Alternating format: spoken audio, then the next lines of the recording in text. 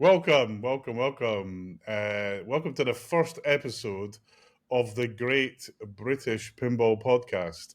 I'm Neil, I'm Scott. and we're here to kick off a new podcast, hopefully one that you enjoy. Scott and I have been old pinball buddies for a few years, and we thought we'd give this a go. Hopefully, we're funny and entertaining. If not, we'll kill this quickly. So we're both pinball nuts from the UK, and we'll this episode we'll do a bit of intros on how we got to pinball. Actually, how Scott and I kind of met, because there's a bit of a story there. And then we'll do the usual thing that most pinball podcasts do: cover what's going on, but we're going to try and have a bit of a UK slant to it. Although pinball's pretty much an international thing, given all the stuff comes from all the different parts of the world. So. Why do we set this up? Let me kick off. So, Scott and I were having a chat about all things pinball, and there's some great pinball podcasts out there. Gonzo does a great one, Flipperama, but his is more of a video than a podcast. I would say he's had some great guests on, some great segments, and he puts a lot of effort into his videos. But we wanted something that was probably you could listen to in the car as you're driving along. Less about video, more about us just chatting, and also we're always talking about what's going on in pinball and trying to keep it interesting, trying to keep the community interested in what's going on. And then I was at Scott's house for reasons we will discover later, and we started having a chat about this, and it was kind of my idea to kind of we should do something, and then we came up with this. Don't know what you think, Scott. Yeah, no, exactly. I was, from my point of view, at least, I'd say pinball's definitely changed the way, to be honest, I approach everything, if I'm honest. Back before pinball, to be honest with you, I could barely work my way around any kind of standard DIY. I think people ask me a lot of questions like going like, how long have you been doing woodworking for? And I'm like, since about the same time I started pinball, if I'm honest. But that's obviously a story for later. But yeah, I mean, from my perspective, it's definitely one of those, I would say, niche hobbies that you end up getting so much information about how people have designed a game and how they've like worked with different artists and how they build with different licenses. I think that's the part that I really love about pinball, is that you have to involve so many different areas Yeah, of creativity to get basically a ball to bash around a bit of wood, really, at the end of the day. yeah. I mean that is the thing that kind of excites me about it, which is there's so many different pieces to make a pinball thing happen. When you look at the games of all the different eras, Yeah. you had electronics experts, you had wiring experts, you had artists, then you had the game designer, and the best pinball machines is where all those some of the parts, All the elements combined. Yeah. yeah, they kind of deliver more than them, individually, and when you get a game like that, it's just mind blowing, and I should say so. I mean, I'm a kind of a tournament pinball player. Although I'm not that great, but I try to. I play in tournaments, go around. Scott's kind of collector type restorer now. I mean, Yeah. it's insane to see your journey in pinball. So, Scott and I started talking. I don't know, what was it, 3 years ago, 4 years ago? I would say just over, must have been about 3 years ago. And Scott had bought one of my favorite games, Star Trek Premium. Was it a premium? I Yeah, think. it was. Yeah, It was a premium. and yeah, he posted on Facebook. I got a problem with light boards, which actually I'd had a similar issue. Actually, mine was new. Literally the board wasn't working the day I got it. The triangle board that sits underneath the modes, and we just started talking, and and Scott now blames me for his mad addiction. I definitely do. I'm not gonna lie. I mean, like, it is Neil's fault. I mean, like, the weird part of, like, I suppose I'll dip into how I started with all of this. So the wife wasn't really keen on me having arcade machines. What I've got behind me there is, and people obviously for not benefit that can't see what I'm talking about, is a MAME cabinet, which is basically an emulation cabinet. I think from my perspective, I've always been pretty much like a 90s kid, if you want to call it that. So I was very much into things like Killer Instinct, Mortal Kombat, Time Crisis. But my wife was like, no, you're not having an arcade machine in the house. And I managed to swing building the MAME cab, but that was the extent of how I could push it. When COVID hit, we, just like everyone else, was looking to try and find time to try and fill what we could do with our lives. And of all things, I mean, back when I was like a kid, my dad had a pinball machine. I had I think it was called the Who. If you remember that game, Neil. But basically, like, that game was in Tommy. our, yeah, Tommy, yeah. So basically, it was in our garage for like 20 years. Wow. It never got, like, never really saw the light of day. And then when it got taken away, the guy who went to repair it didn't bring it back. So I never actually got to try it. And I told her that story, and she was like, "Well, why don't we get a pinball machine?"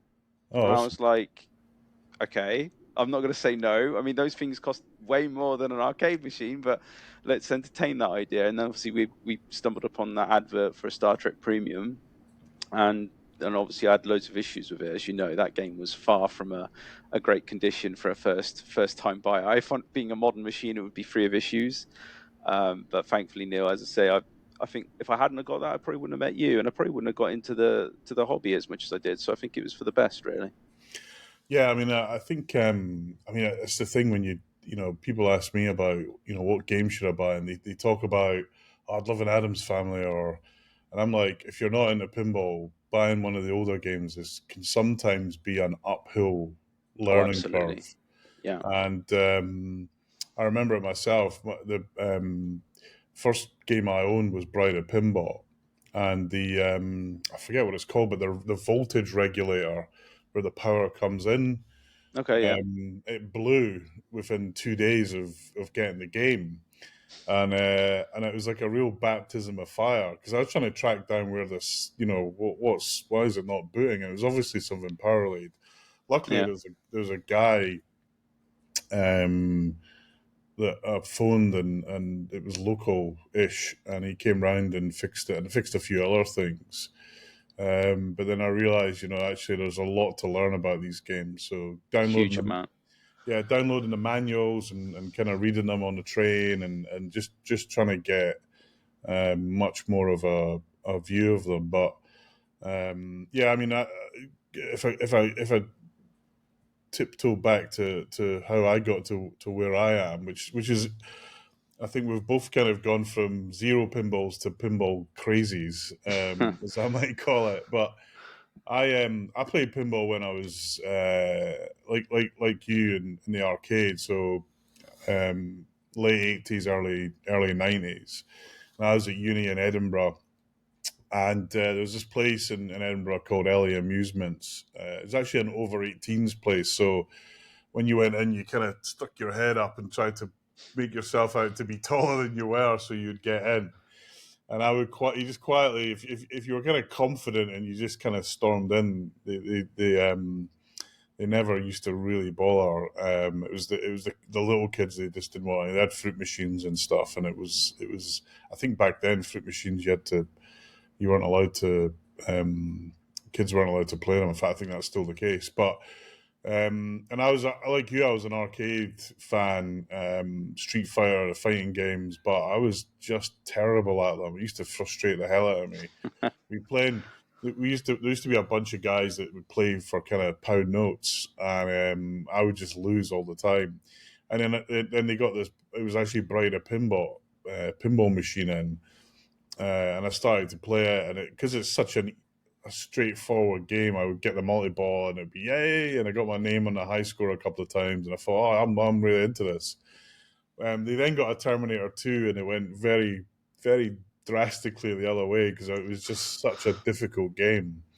I just could never get it. And of course, back then, the notion of when the ball was at the flipper, you hit the flipper. There was no skill. There was no. had no one to teach. There's no way of learning how to play pinball No. because it was such a niche thing. I didn't, to be honest with you, I didn't even touch pinball until I like literally got that Star Trek. So the learning curve for me was basically going from zero to something in a very quick manner, especially when I had to learn to fix it at the same time as play it, if I'm honest with you. But yeah, pinball is like one of those things. I wish I, to be honest with you, had experienced it because I think I would have really enjoyed it. It's just at Yeah, the time, I don't know why. I think I was intimidated by it, if I'm honest with you. I just looked at them and gone, what the hell are you supposed to do? There's so much lights and so much stuff going on. When you first come up to a pinball machine, it can be a little bit like, what am I supposed to be doing? Like, what's the aim of the game, sort of thing. yeah, and we kind of see that even today. But I mean, I'll be honest. I mean, I've got all these memories of being at the seaside, Blackpool and Scarborough, where they had these massive arcades, and you'd be playing something like Gorf, and they'd have Space Invaders and Pac Man. This was the kind of mid 80s, I guess, early 80s even, and I'm sure there was pinball machines there, but I can't remember anything about them. It just wasn't something I levitated towards. I got into the arcade machines because my granddad put 10 pence in a Space Invaders machine in our local chippy back in Edinburgh. And I was just hooked on it. I just thought this is amazing. And yeah, I was all about the video games, and like computers of the era, Spectrum, Amiga, Commodore, all that Yeah. stuff. I had all of them, and I kind of loved those days of it was kind of bedroom computers with some 12-inch TV that ghosted like hell, but you're playing like Daley Thompson's Decathlon on it. And those times were just phenomenal. And actually, it's kind of interesting because I was literally in Japan earlier this week, and they've still got arcades like that. They're Oh, not as big. absolutely. Yeah. They're not as big as they were, but I went into this place in Akabara, I think is how you pronounce it, and just seeing a room full of cabinets and Vulixes where you could play all the games that were there. I was just thinking, this is like amazing. It Yeah, they've really still got took, a massive like beat 'em up scene there. To be honest with you, yeah, latest Street Fighter came out recently, and that's, I would say, put beat 'em ups back on the map again. absolutely. I mean, it was great to see. And actually, I was stunned by this. So I wasn't actually looking for pinball. But there's where Sega used to have their arcades. It's not that Sega Sega anymore. World. I remember that Yeah, as a kid as it's well in sadly not London. That was Sega great. anymore. But Yeah. this other company's taken it over, and it's like for ground floor they've got all these crane machines, and they've got I um, suppose it's all ticket machines now, isn't it? It must be. yeah, and Yeah. different type of stuff. But and then they had the arcade with the video games. Excuse me, and then on the top floor, I was amazed. I see it on this map, pinball and darts. And I'm like, of course, it would be like on the eighth floor. So clamber up all the stairs to get to the eighth floor, nearly dying. And they got 4 pinball machines there.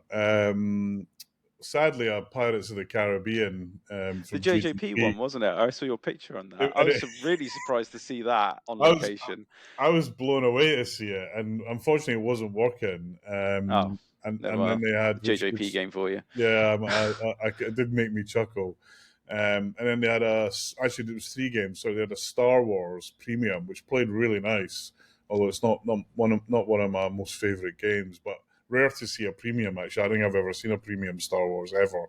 Yeah. Um, and then they had a Simpsons, the Stern Simpsons. Pinball Party. Yeah, Yeah. and again that played nice. Again, it's not a massive favorite game of mine, but it's okay. But I was just blown away to see pinball. And actually, I pulled out Pinball Map and found there's another place with even more games, but it was a bit far from me. But yeah, so fast forward to I was at how I got back into pinball. So I moved to London, set up a company, and it was a brand new startup, and we were kind of just for 10 years. All I did was like work, work, work, work, work.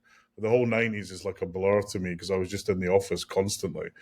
But I was at an event, and this was in the US, and at the end of the event, they had arcade games and pinball machines around the kind of event room. And I was like, oh, pinball, that's awesome. And my wife was with me. I kind of darted over and I was playing this Harley Davidson game, which I knew nothing about, but it was pinball and I was enjoying it. And literally by the time I got back to the UK, I'd bought this Bride of Pinball. I bought it from Chris B, actually. It was a Oh, yeah. lovely, it was in beautiful condition. It'd been restored, new displays, new speakers, and it's one of the things about Bride of Pinball, the sound on it. If it's set up well, it just sounds so great. It was great to hear. There's definitely a thing with my wife keeps pushing me to get like a System 11 game, so something of that 80s era basically, because she just likes that kind of, I don't know, almost synthesized music and Yeah, synthesized voices that you get on it back then. There's just I, a certain nostalgia area to that. absolutely, and I think just the crispness of the music. When you hear it, you kind of when you hear that era, you know it really quickly, right? Mm, It's so distinctive. it's definitely distinct.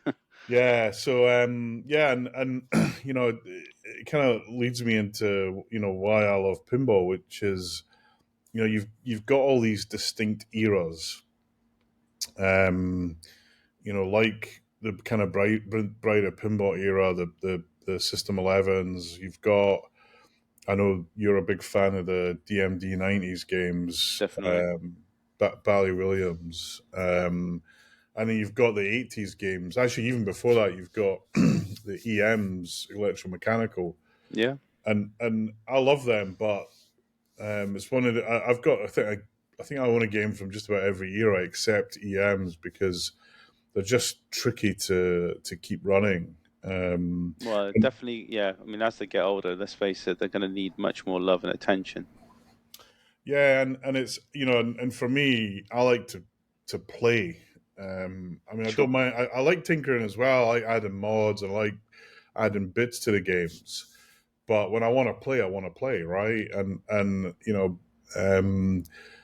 the we'll talk a bit later about Monster Bash, but when I have a game and I want to play it and I've got to fix something, it used to drive me nuts. Like, I'm oh, definitely in the opposite camp to you there, Neil. Like for me, it's like I everyone always asks me like, do you ever play your games? And I'm like, not a lot. Like I definitely spend more time fixing them. I mean, my schedule is basically finish work and then start my other job. yeah, Like that's what everyone, because everyone just says it's a job these days. It pretty much is. It's like, but I prefer it. I'm not gonna lie. There's something I up until now, I'd say I've always been a person that basically has always built my own stuff. I built my own PCs. I used to do a load of gaming machines, liquid cooled computers, stuff like that. yeah, Nothing really I saw as a challenge, because I was a very heavy background like you in tech. So it was, for me, it was just a no brainer to carry on down that path because it's yeah, just easier to make stuff your own. And when it came to pinball, and I saw how exorbitant the costs were to get people to either apply a decal, let alone do a playfield swap, I was like, well, time to learn something new. And absolutely, definitely snowballed from there for me. For me, I can't play a game now unless it's playing it at its best, yeah, if yeah, you know what I mean.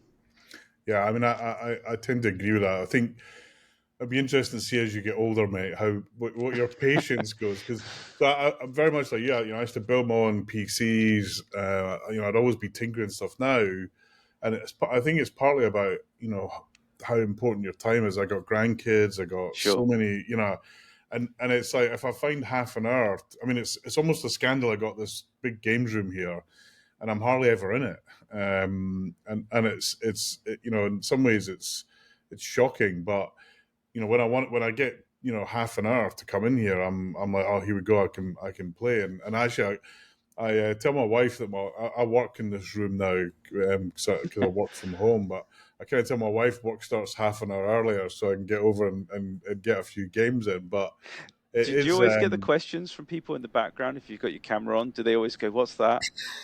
I yeah, imagine actually you get that quite a lot. I get it. Yeah, I absolutely. I think the I was actually on an event for one of my suppliers at the time, and I didn't actually realize how big this event was. But we were speaking about customer service, Sure. and I had actually my table was that way, and I had Monster Bash, Attack from Mars, and Medieval Madness in my background, and Trilogy, nice. my Twitter lit up. This guy Neil McRae's got the coolest background ever, and I could see it blinking, like the corner of the corner of the screen. It's going ding ding ding, ding, and I'm like, holy moly!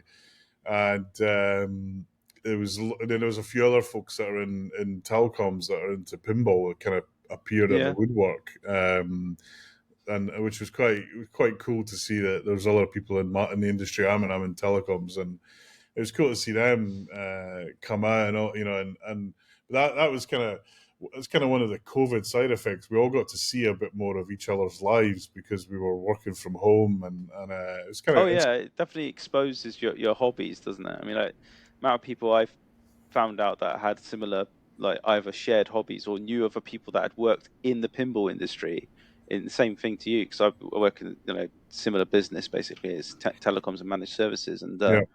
and like, yeah, the people I speak to, I'm like, okay, you actually know the designer. I was like, wow, this is pretty impressive. I was just like, it just boggle your mind sometimes how well how small the world is. Despite this Oh is yeah. a niche hobby, there's so many people that seem to, at least from my perspective, coming in this from someone who's only been in the hobby for like 3 years, how many lives it's touched and how many different people in walks of life that you run into that have a story to tell around it. Yeah, 100%. And again, that's the other thing that I love is it's I've started working with some different people recently, and they were talking about their hobbies, and I play golf, I play tennis, and I'm like, I play pinball, and it's like, really, what's that? No one wants to talk about golf or tennis. No. Everyone wants to talk about pinball. It's great. And you show them a picture of the games room, they're like, we need to come down, we need to come down, and it's great. That aspect of it's great.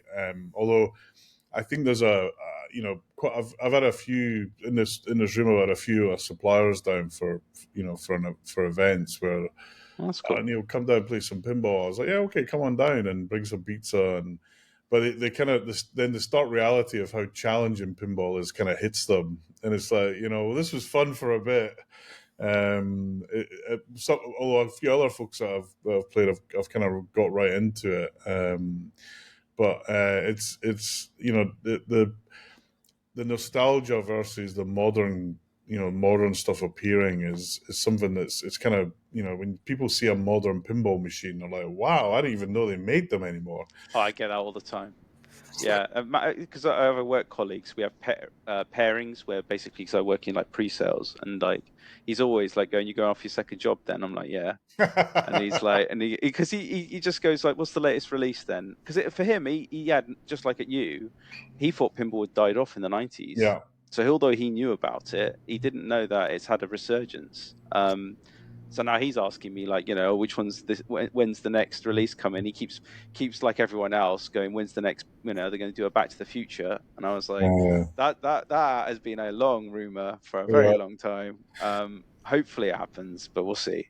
Indeed, yeah. I mean, and then I've met you, Scott. I've met loads of other people through pinball. I also run Pinball Republic, which is our club here in London, and just a number of kind of friends that have got a similar interest. I had them in the PC days, but it was kind of online play, and it wasn't quite the same. Sure. Whereas, we got a lot of events. We'll talk a bit about them later on, but a lot of great events where people come together, and the social aspect of it is fantastic as well. Where people are excited to get together, and the kind of excuse to get together is pinball rather than the pinball itself. But that's definitely one of the things I really enjoy about it, and just the diversity of people. In the tournament side, I go to events across the world, and just such a different, I don't know of something like pinball where you've got this kind of insanely diverse collection of people. Oh, definitely. There's just nothing quite like it. Even in video games, it tended to sway towards a certain type. Well, that's got much wider with Sony and the mainstreamness of Oh yeah, I don't know video about you, games. but when I was a kid, it was definitely much like nerd culture was Oh, was 100%. was absolutely a niche. If you were playing games when you were a kid, you didn't really admit to it. Like, definitely Yeah. times have changed now. Oh, I sound and old now, totally, God.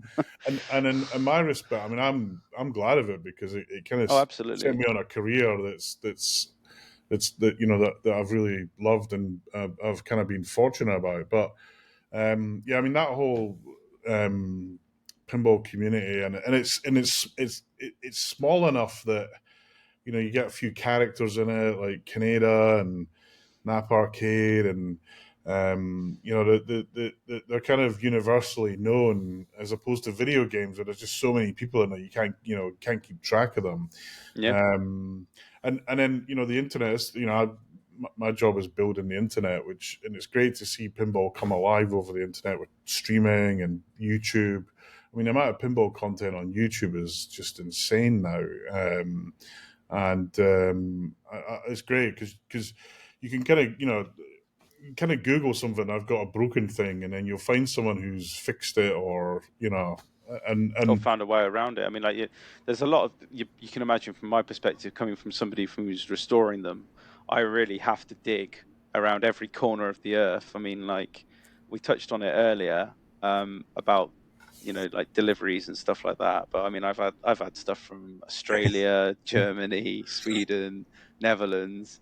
It doesn't matter where it's from. But you end up building relationships with the people that you're ordering from as well. I've actually, had good conversations with a lot of the people I buy from now on a regular basis, because they start to realize just how much of a regular I am, and they hundred ask me what I'm percent. doing next. It's great. Yeah, I mean, I get a load of stuff from obviously Phil at Pinball Heaven. Yeah. I get all the games. A great distributor and a kind of challenging business, to be frankly. And then Marco, I order a lot of stuff from Marco Yeah. and Pinball Life, both great organizations. And there's a couple of times where I've phoned them and said, "Hey guys, I need this quickly," especially around the UK Open, the tournament we run. And they're like, "Oh yeah, don't worry, Neil, we'll get it to you." And I'll show something later on, but something that just arrived in an insanely quick time. Nearly blew my mind how quickly it arrived from the US. But so, and then I think of course with everything in pinball, there's a kind of the latest news, and probably this week everyone and last week everyone's talking about Venom, new pinball machine Yeah. from Stern, designed by Brian Eddy, who should be a favorite of yours. I love Brian Eddy games. Yeah, Like, I mean, I still, to be honest, want a Medieval Madness, and I will get one. It will only be a matter of time. Um, because I have to have it. It's funny though. I've only played it like once or twice. I played it at night Nuneaton, so which unfortunately is closing at the end of this month. yeah, But yeah, from my perspective, it's a I've got obviously Monster Bash. We'll talk about that later, and I had Stranger Things, and I loved that game, and it's one of my biggest regrets selling that game. yeah, And I know Brian Eddy does his fan layouts, and everyone goes, well, the fan layout is the same from one game to the next, but it's not always the same. I'm very interested in trying Venom, if I'm honest with you. I think the only thing that really puts me off purchasing that game is the pricing in the UK. I think, yeah, like, it's yeah, been touched on by various people recently, that pricing, and especially even for this game, is proving to be a bit of a sour note even in the US. I would like to see pricing drop a little bit, if I'm honest with you, for new in box. I think that would allow me to maybe jump a bit more keenly into buying something like Venom. But I think, like, the artwork, I mean, Zombie Yeti, God, his artwork is always on point. yeah, I love his stuff, and I think, like, Brian Eddy, yeah, okay, it's a fan layout game, but the fact that it's got this weird fast lock system, I love it. I was struggling to keep up with the ball. I was thinking, I don't know how intuitive it's going to be for me to see a ball lock and then follow it around, but find that the balls were being fed to me before it's even locked. I yeah. think I mean, that's pretty clever. that kind of reminded me of Star Trek Next Gen, but Star Trek Yeah, Next Gen is so much slower in that ball lock compared to absolutely. Venom. Yeah. It's the same principle, but just executed like 100 times quicker, and I was quite impressed by that. And I mean, I was watching last night. There was a stream from the Southern Fried Gaming event that's on in the US, and Sure. there's a stream on last night from Stern and the distributor there, actually Marco, I think it was, and our good friend Michael Matson from Sweden, who's based over in the US now. He's a good buddy of ours, and they'd had a new code, and I was just the speed of the game just blew me away. I was just think this is going to be It's insane, going to be insanely fast game. and actually one of it kind of feels like a bit of a Steve Ritchie game in the way the ball moves. And that, do you know what? It's Steve Ritchie is obviously my first game with Star Trek, and I did start gluing to his games from the get go. I had like a Black Knight, again, very fast game, and to be honest with you, like it's weird with games for me. I think I don't like games with deep code, so I'm probably one of the few people in the world here that probably says Keith Elwin games aren't for me, right? And I know you're laughing at that because, like, to me, right, Jurassic Park, Avengers, or even Godzilla, I'm just a Yeah, bit like it's just not my kind of game. I'm coming from an era, I suppose, of Bally Williams games where the yeah, code isn't particularly deep anyway. And I don't want to sit in front of a pinball machine, to be honest with you, for an hour flat playing the same game to get to the end of it. If I can get to the end of the game in 20 minutes, that's enough. I'm yeah, absolutely happy with that, and I think that's why I probably magnetize was the word I'm looking for. But like, yeah, I gravitate is probably the better word to yeah. use. I gravitate towards these kind of games with more simplistic code because for me, it's more about I'm a bit of a crap player. I'm not going to lie, and I want to be able to reach the wizard mode. And I mean, I'm not going to lie. I had a JJP Pirates of the Caribbean, so that was given to me. I didn't buy it. I'll preface that. It was given to me on a loan as a thank you for doing all these restorations. Ah, And cool. I had it for like 4 months. And I'll be honest with you, by month two, I was like, it can go now. Yeah, I don't want it anymore, really. I was very grateful to have it because I was always wanted that game. I mean, I saw the mechs behind it and I thought this JJP, do you know what I mean? When they make mechs, they are the innovators. I mean, that ship in the upper playfield and having the cannon shoot the other ship.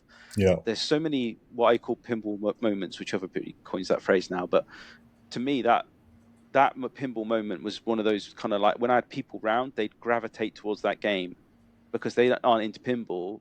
It yeah, has that wow factor, yeah, and I yeah, feel like going on what I was saying before, but like I play like a JJP game, and it's also got deep code, and it yeah. puts me off. I had the same problem with Guns N' Roses. It got a little bit, especially multi-ball heavy JJP games. They really do need to cut that bit out a little bit, if you ask me. But yeah, I'm in the other camp. I definitely prefer a simplistic code model. I'm not gonna lie. Yeah, I mean, it's kind of it's kind of interesting. People ask me what kind of game I like, and I like it's like what kind of food do you like? There's stuff that you like and there's stuff that you don't, Yeah, yeah, and um, for me, it's kind of the gameplay. You know, I can have a game with just about any theme. Doesn't matter. I sure. honestly don't care about the theme. The music, I do care about. That's probably the one bit of the theme that on a music pin I'm that always amazed when people say to me music isn't a key thing for them. yeah. Every game I do, I invest a lot of money into the speakers because I want it to sound as clear as it can. And I find if music isn't good in a game, I'm not gonna like it. Yeah, 100%. It's got for me. It's got to have some kind of rhythm to it, and the Yeah, yeah. music, the music is that kind of you hear a thing from music and sound as well. Mm. You hear a certain thing, and oh, I'm at this part, and I mean, look at um, like Scared Stiff when you hit the wizard mode for that, and they get the heartbeat and everything yeah, like that. Or, a perfect example would be Walking Dead yeah, Horde mode. horde, yeah, Yeah, hundred I percent. mean, like that game had my heart thumping when I got to that stage. I mean, like, I love that though. I love a game Yeah, I that mean can bring you into it like that. exactly. It's my favorite game. You've just mentioned there, but the music is you kind of, and this is the thing. Pinball's entertaining you in kind of different ways. It's there's motion in your Yep. hands. There's your brain thinking. You're seeing the lights. You're trying to connect them. You're hearing the sound. Your brain's trying to connect it all. And if one of those elements isn't right, like the lights are too bright, or they're not working, or the sound doesn't. I hate playing on location where you can't hear the games. It just doesn't drives me kind of nuts, really. Yeah, I can imagine. I think, like, we've touched on this before, like Chris Gonzo. So when he does his top 50, he's always saying he has to be in his house to play it. And I absolutely agree with that kind of review. You can't play a game on location Yeah, and expect to have a good experience. I think you're going to get a feel for a game, and that's absolutely fine. You can tell whether or not it's going to shoot well and it's going yeah, to appeal to you, I think, based on some elements, but you're going to be missing, to me at least, half of what I think is important, which is the music and sound. I mean, a game without music and sound is, it's yeah. a hard sell for me. I agree. Although there's a couple of games where the music for me is the game has been good, but the music's not so great. I think, wasn't it Iron Maiden for you? Yeah, Isn't that so one of Iron them? Maiden, and Yeah. actually, I have to say, the music from Iron Maiden kind of did it grew on me a little bit, but I just when and this goes back to your point where you're playing a game for a long time to get it's a very deep code game. You're Mm. playing it for a long time, and there's only so many times you can play Run to the Hills, which is the most acceptable music on the game. So that's why I rethemed the music, put disco music on it, which is kind of Probably sacrilegious to some yeah. people, but I'm yeah, I'm in I'm now I'm now in two camps. There's people who burn effigies of me that are Iron Maiden fans, and there's heroes that want a copy of the code so they can have it on their Iron Maiden. So love it. it's and it's not to say the Stern guys didn't do a great job of the sound in that game. They absolutely nailed it. In fact, every bit of that game, I think they nailed it. It's one of Stone the do a lot right. I'm not going to lie. I mean, they're flipper mechs. yeah, I've yet to find a game that, sorry, a brand of company that does it better. yeah, I find JJP's flippers, and hopefully now that Steve Ritchie's moved over there, because he always said they need to change their flippers. So yeah. I'll be intrigued if that his influence changes that, because I'd love to see their mechs get a bit stiffer. They don't feel like limp noodles, but they do feel different. Have you There's played something about Godfather them. yet? No, I haven't had the So, how can I put it? The experience so, for it. so Godfather, the flippers on Godfather, I've played it when I was in Texas Pinball Festival. It They have definitely improved them. There's no question about it. Oh, great. That's good news. And apparently, and there's a venue called Interium, which is Chicago. It's near where Stern and JGP are based. There's a Guns N' Roses there with these same flippers on it, and the feedback I've heard is that they're great. But I mean, kind of spinning back to Venom, Yeah. for what Pun intended, no. yeah, well, well, obviously, I'm a massive Marvel fan, so Sure. Venom, as a theme is great, and I I was think surprised when people said they didn't understand who Venom was. I mean, like, to me, that's a big character. Even in the movies, what was it, Spider-Man? Was it 3 or 2 from the yeah, old days that had yeah, it? I, Um, it's kind of interesting where this is the thing, which is there's people who are, I'm a Marvel fan, and comics. They're like, oh no, the movies, and so when I was a kid, there's a science fiction bookshop that was about 10 minutes walk from my house, yeah, and 10 minutes walk from my grand's house, and I used to stay with her during the week because my mum was working, and I'd kind of disappear, and I'd be reading the comics. I couldn't afford to buy them. I'd be reading them in the store, and they just had this wall of just insanely amazing stuff, and it's like Avengers. That the movies are slightly different, but you kind of know where the story's going if you've read the comics. And yeah, sure. my wife's like, "How do you know this? How do you know this?" I was like, "Because it's in the comics." The story's already been told. Yeah, and it's there's some changes to it, there's some twists, but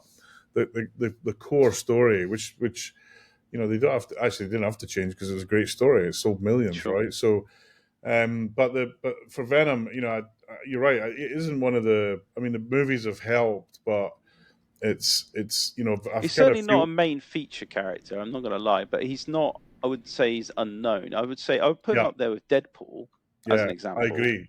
100%, and actually, the movies have made these guys a bit more famous. And Sure. I think Venom, when it came out, was probably timing wise, it was at the kind of peak of Avengers mania. Mm. Probably not the best time for them to release something that was almost a sideshow in some Do you think this respect. game's been ready for a long time? It felt like it had been.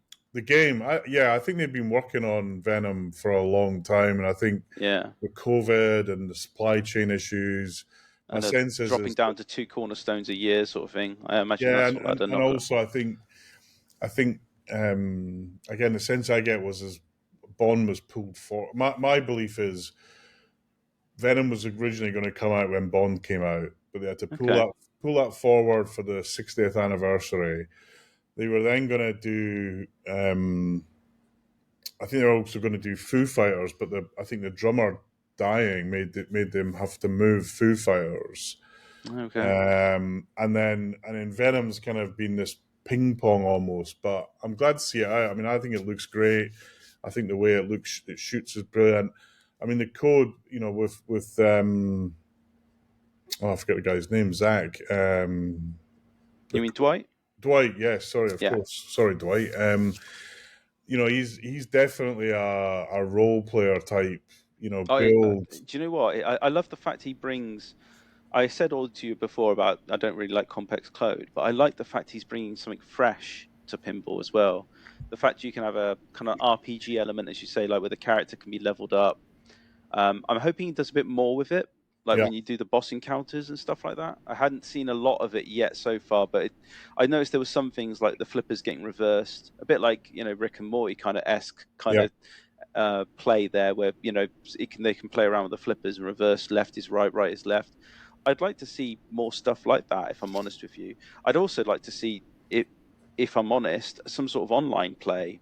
I know that's like probably a bit controversial to what you were saying before, how it brings people together, but for me at least in the UK, it's very hard to get into some locations. yeah, yeah, And I like the idea of like the NBA fast break where you could link two games together. I'd like to see something similar to that with code, where you could do co-op together with someone else who's playing yeah. Venom. Because I know that game has got co-op code. And again, as I said to you, I'm not the best player in the world. So if I can play with someone who also is better and play with them in a linked session, that would be quite clever if they can work out I suppose the network technicalities behind that. Yeah, I mean, I think so. I mean, I love Dwight's code because he does experiment with things. So Mandalorian behind me Yeah, has got this impossible mode where you can't cradle the balls, and you think, oh, why would you that's where do you that? lose power on the flipper, isn't it? I've Yeah, seen that. you Yeah, hold the flipper up, and after a while, it's got this energy bar. It's a bit like a gun in Fortnite, where the laser guns in Fortnite, if you use them too long, they overheat and you can't use them for a while. That's sure, how I think of it. And actually, I was thinking, I'm not sure about this, but actually, when you play it, it's a lot of fun. And actually, a couple of tournaments have had that turned on. Because it just makes the game a bit harder to play, makes it play faster, makes you sure. change It's quite how not a you bad think idea, about actually. it.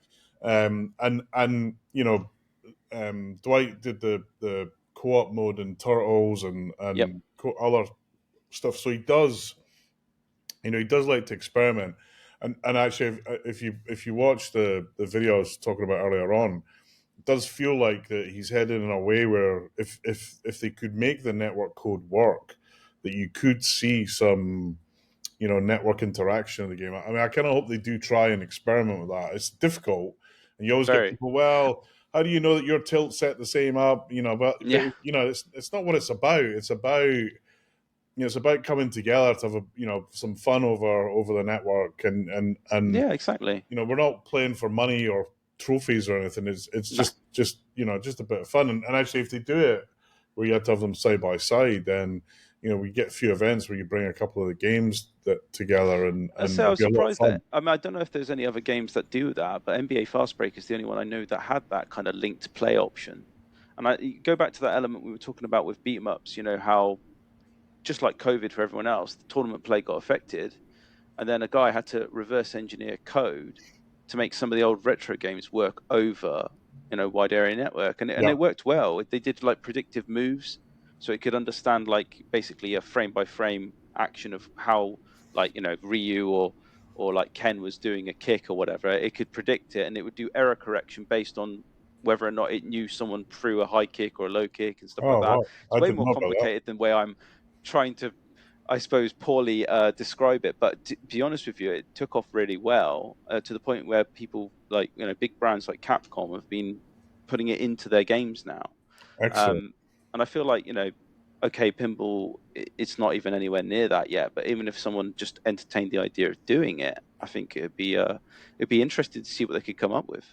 Yeah, I mean, and during COVID, Jack Danger, Dead Flip, who now works at Stern, Yeah. he ran a few Zoom-based pinball events on a Friday night. It was a lot of fun. I took part in a couple of them because you need a streaming rig, but it worked. And then Carl D'Angelo, i.e. Pinball, doing Pin Clash again. It was an online thing because there was no tournaments. You had no choice, and I mean, don't get me wrong, it was a lot of fun, but for Carl and Jack setting that up, geez, it was heavy lifting for them because the apparatus that isn't there for them to do something online properly. So I would Yeah. love to see. I would really like to see Stern do that. There's also the guys at Scorbit who are doing not online play, but they're adding to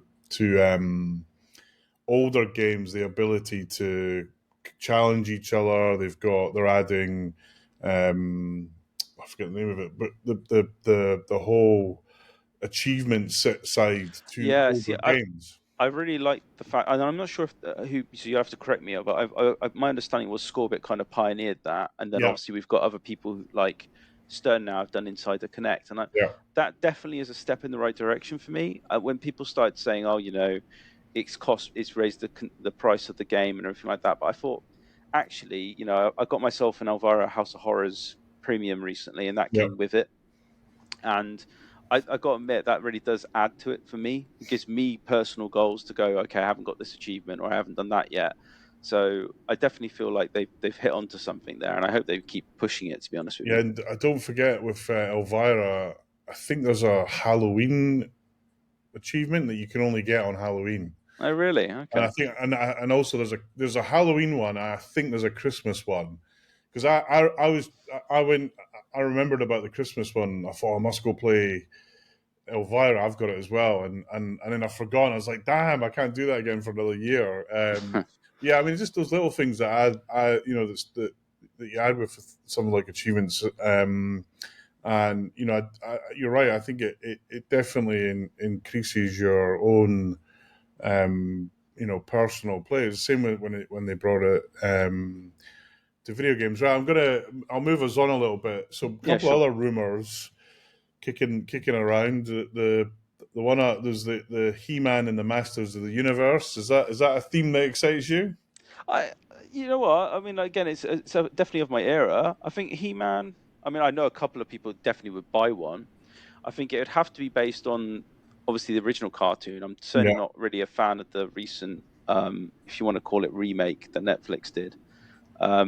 It didn't really tick boxes for me, but I would say, yeah, I mean, it's a tricky one to pull off. It's a bit like Scooby Doo. When I first heard that Spooky doing Scooby Doo, I was a bit like, would I really fancy that in the game? Then I saw the theme, and to be honest with you, it's a good looking theme. I haven't had the privilege of playing it yet, and I would like to try it. But yeah, I mean, He Man. I think I'd be my concern, I suppose, with always with Stern, and it's always, and I know they may even be listening to this, so I'll try and put this as politically correct as I can. But I find that the pros are definitely stripped, yeah, and I feel like there's some games where I think it's absolutely fine. Like Stranger Things was a good example. Okay, I'm missing the projector, but was it enough to make me say I'm missing a lot of the game? No, not no, really. I no, really think, to be honest with you, that's one of the few games like Turtles as well, where you can pretty much say I've got a pro and that's enough. I hope, given that the license they have, I hope they get good assets if this was to happen. That it would all tie together nicely in the way that Spooky's done it. They tie in all the voice actors, they get the video assets, they get the music, and hopefully they put their own spin on it as well to make it work in a pinball setting. And I hope if there is a pro, it doesn't feel like a bit like, I suppose, for me, when we touch on Venom quickly there, if I had a choice between the premium and the pro, given what the premium has in terms of that mech where it yeah, says, choose yeah, your player, change the game, yeah, I don't want that to be a digital change to the experience. I want it to be a physical change to the experience. So yeah. I'm hoping that, yeah, if there's a He-Man, that they do it justice, and that the Pro is a worthwhile purchase. Well, there's a bit of gossip out. I think this was yesterday where um, Canada's basically positioned that Stern don't have this license, and apparently Ah, American Pinball have got the license. okay. Which I mean, Jason from Napa Arcade, both who runs a really great site, full of great tour, actually great visits to arcades. He doesn't just he goes out and sees arcades and does a great job of it. Always when I'm heading towards an arcade, I always check out his site, see if he's been there. But there's a bit of a he's convinced Stern's got it, whereas Canada think American Pinball have got it. But I think as a theme, it's not something like Bond and Mandalorian for me were like must buy themes. I Sure. just I love those themes. Star Trek as well. Um, but He Man, it's not a theme that the game needs to be good for me to want to buy it. Oh, absolutely. And it's probably you know the thing they need to capture, which actually I think Keith Elwin and the team did a great job on Godzilla, is the kind of campness of He Man. Um, and there's a an underlying comedy in He Man. If you, I don't know if you've ever watched an episode recently, but I recommend Not that for you a do. while. Yeah, I would say go watch one because there's definitely a veiled adult theme hidden in it that Really. as a kid watching it, I didn't quite pick up on, but I kind of watched it again. Actually, I was trying to get my grandson into it, see if he would like it. The animation definitely looks dated these Oh yeah, days. I mean all those animations of that era. I don't know, Yeah. was that Hanna Barbera? I don't know if they were Hanna Barbera, No idea, to be honest with you. same with Ulysses and those guys. It's kind of The Ulysses stuff, to be honest with you, holds up better. yeah, Like I that definitely intro was insane. I still remember watching it to this day. yeah, because I think it had such a strong storyline that Yeah, that yeah. I think resonates even today. And 80s kids cartoons were pretty much almost built for adults. It's crazy, like the level of animation they threw in as well. Like the intros were insane. yeah, but also Thundercats I is mean a great I was just example. amazed with Ulysses they actually ended the story because so True. many They never finish them most of the time. Yeah, they just exactly. You got never cut get to off. the end of it, so it was kind of. I remember watching it, thinking, I can't believe they ended it, and what am I going to Yeah. watch now? But I mean, so interesting to see what happens with He Man. I have to say, I kind of think it's a bit of a brave choice as a theme, but I've got to admit, there's plenty of other themes out there that I would probably put at the top of that list for me on a personal basis, yeah, and over things like He-Man.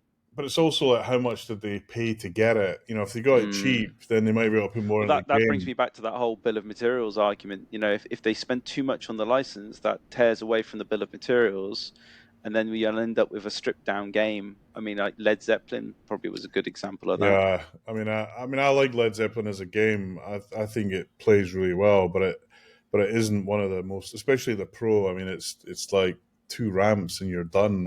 Yeah, yeah.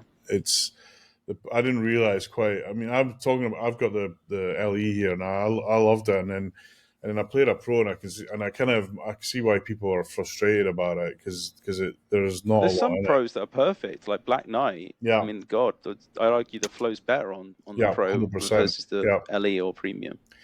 The other rumor, and I have to say this one, this one makes me chuckle. Elton John Rocket Man by JGP. I can't. I don't.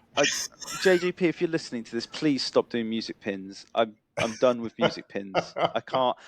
Guns N' Roses. I had it. I loved it. Best music show in the world. Like music. I mean, like literally, like the how can I put it? The way you did the music and the art package and the sounds and the lighting. To this day, I still think it's got the best lighting package in any game. Yeah, I mean, But I it's think when another you've got music pin. I can't have another yeah, music pin. I think when you've got the band involved in the way that Slash was, He it's was great, right? it Absolutely. gives you such an advantage versus Led Zeppelin that probably don't even know what a pinball machine is. You can see Probably. that you can kind of see the difference in it. But and then even Rush. I mean, I'll be honest. Rush is a great pinball machine, but I cannot listen to the music. It's dreadful. I'm sorry, I Rush fans. Yeah, but I it mean, is I'm dreadful. too young to even know what Rush was. I'm Me, I sorry mean, to say. I mean, I remember they have one song I think was on I used to do a paper round as a kid, and I now what I call music in my Walkman, and there was a song on there. I didn't know that it was Rush, but it came up on when I was playing, and we got one at Pinball Republic. We got a Right. premium there, and it is such a great pinball game, and everyone loves it. But they're like, I've oh, I heard love the that a lot. Everyone who says like, obviously the game didn't sell well over here because again, I don't think the UK really had much exposure anyway to Rush. But no. I think from what I heard, the game plays solidly. Like it's very well built. Absolutely, but Elton John, if you know, I have to say I am a bit of an Elton John fan. I have to admit it. Right. When I hear Rocket Man or I hear a bit of Daniel, I mean, don't get me wrong. It's like I was so excited when I heard Pinball Brothers had Queen because I love oh, Queen, but again it hasn't really landed that well. We know that in terms of like how can I put it, how it plays. But I think for me at least, I just want to see some big titles out there. I mean, I'm a massive horror fan, so I like the fact that Spooky kind of try and do things like what's his name, Nightmare Castle one. yeah, Do you know what Alice I mean? Cooper, Alice Cooper, yeah. yeah, So my wife didn't want it. Ironically, she's as much as a horror fan as me because we obviously got the Dracula, we rethemed yeah, it, and we made it even more gothic and dark. And I think like I gravitate towards games like Elvira, stuff like that. I just like, and I did things like Monster Bash. We could touch on that later, but and Creature from the Black Lagoon. I like a horror kind of game. yeah, Although Creature from the Black Lagoon isn't really a horror, but you know what I mean. It's kind of like a monster theme. Um, I think for me, I'd love to see The Thing. yeah, That would be yeah, a great game. I think yeah. I could think of a million things you could do with that in terms of the modes. I'm hoping that somebody at one point picks up that license. I mean, there's so many licenses to pull from. Let's face Yeah, it. and if you think of how well Elvira's done, you know, Yeah, when I heard they were doing another Elvira game, I was thinking, what? But I mean, when they nailed the game, it's such a fun game. Lyman just Flow is amazing. knocked it off the block with a code on it. It's not super deep, but it's deep enough that It's deep enough for me. yeah, but but also you don't have to play it to get to the depths of it. You know, No, it's just a fun game that you can enjoy, and you know, I think they nailed it on that game, and the demand for it's huge right now. I mean, always. again, Yeah, the pricing of it, I'd probably it's not reachable for everybody, unfortunately, but I do agree that I think. I sense that with Venom and to some extent with Foo Fighters, I definitely feels to me like we've found a price ceiling. maybe. Um, I don't know. I mean, like, I think a lot of people have said it before, both on community forums in the UK, even and on Pinside. If the right yeah, license comes about, I think there won't be a ceiling, if yeah, I'm honest with you. And whoever makes that license will cash in. And it's just getting, I say, I suppose they've got to just get everything to line up because I know what it's like, right? We've seen it with James Bond, like when the licensee dictates what you can have on the cabinet. And I'm not. I know you love James Bond, yeah. Neil, so I'm going to be trying to be delicate here. But that artwork on the cabinet is terrible. I It's just love it. terrible. I know you love it, but it's just a bunch of posters. It's like someone just took clip art and slapped it on the side of the cabinet. It's like when you look at stuff like Zombie Yeti does, I get the feeling they could have potentially done it, but then the licensee would go, no, yeah, it has Yeah, to I mean, be I directly think that from these archives and this content. I think the challenge is, I mean, if you listen to um, what they had to do to get the Godfather art over the line, I can imagine. well, Yeah, basically, you know, I forget the name of the actor that played the Godfather, but the, he's got like an advisor that says, look, if you do this, they'll just say no. yeah, And I think if you're Zombie Yet and you do an art package for, say, you did an art package for Bond, and then they say no. I mean, the time that you're trying to recover from. So, I think that's why the Marvel comics are a bit, you know, easier. Same to some extent, Batman as well. But the Do you know what Bond. though? If they did a Batman based on the '90s cartoon, I would probably get that. I Yeah, wasn't a massive fan of Batman '66. I think it shot well, but the theme doesn't do anything to me. It's yeah, just too camp. I think like if they did a '90s Batman, I'd probably be interested. I prefer that over He-Man.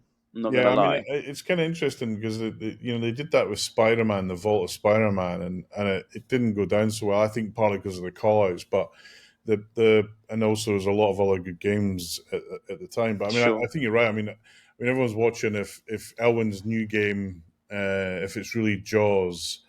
I can see people getting their wallets out for that. And I a great I only hear theme. rumors though that the assets though are cut down, and I hope that's just bad rumors. Like it would sink my heart if someone said it doesn't have Jaws in it, or it doesn't have the theme music in it, or it doesn't have the actors from it, Yeah, I and mean, the and video that's assets aren't there. that's one of the things I'm frustrated about Bond is there's no Shirley Bassey. I mean, Yeah, yeah, having have hitting the. I mean, I'll spill my secret, but I am working on a remix of the sound for Bond. oh nice, And on my Bond, when you hit start, it goes Goldfinger, like that, and love it. it makes such a difference. And you're right.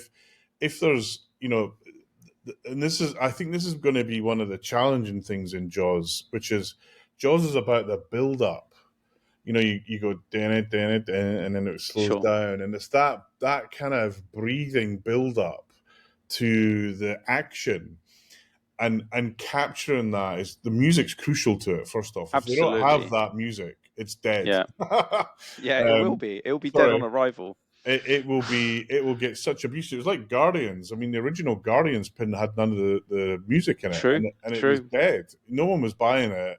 Stern quickly realized they needed to get some of the music. They did. They got it in, and Yeah. they turned around what was a Well, you have to rely disaster. on people like, and I know Stern.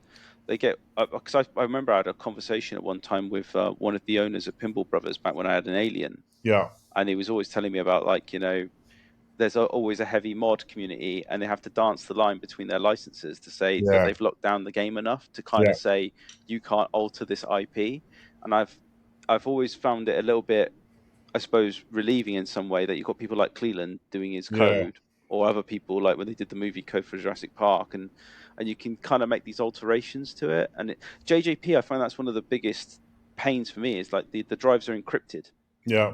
which is why you never see anybody do anything outside of the assets. Like Pirates of the Caribbean, I found it really strange when you're playing through the game.